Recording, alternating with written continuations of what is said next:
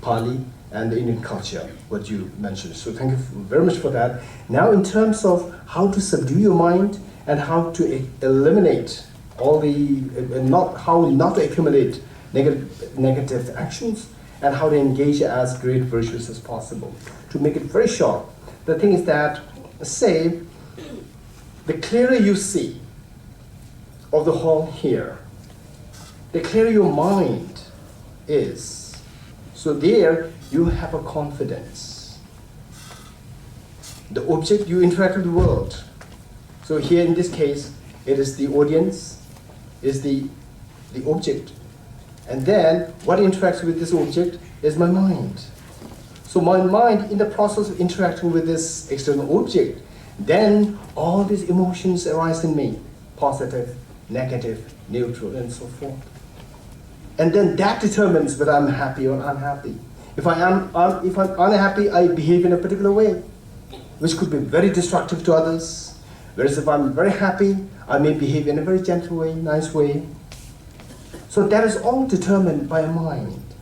So the Buddha said that mind precedes all actions. So with a mind which is virtuous, all actions that you engage in are going to be virtuous. With the mind which is destructive, all actions that you engage in are going to be destructive, like the shadow which follows the person. So from this, we see that it is the mind. For now, it comes, so this is the Indian culture, the sophistication of the Indian culture. Now, we need to know what exactly is the mind.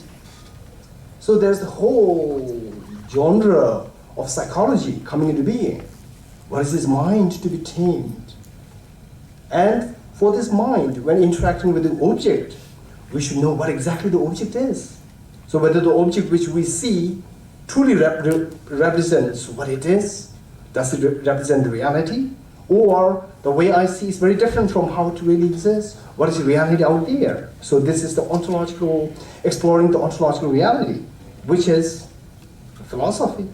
So here again, a whole genre of philosophy coming into being when speaking about the Pali and the Indian language. So the subject matter, the content matter, language.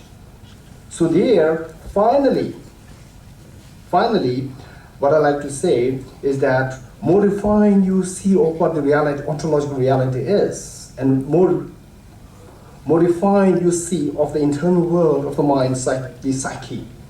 So combined together will make the person the happiest person. For example, the common example that I like to share with you is that imagine you are in a dream, and in the dream you see a ghost chasing you, and you are unhappy. There's so much of fear in you. And yet, this fear is not created by the ghost. It is not created by anyone else. It is created by your own mind. Mind which is deceptive. The mind which construes the reality, seeing the dream ghost to be a real ghost. The moment you wake up, you stop running and the fear diminishes. The fear simply dissolves. Because you realize the reality, ontological reality, that what you saw was not the reality. The dream ghost was not outside there. It is simply by mental construct. And then, when you wake up, you see that your mind is in your hand. So you know the mind so well, you know the ontological reality so well. Combined together, it gives such a relief in your mind upon waking up.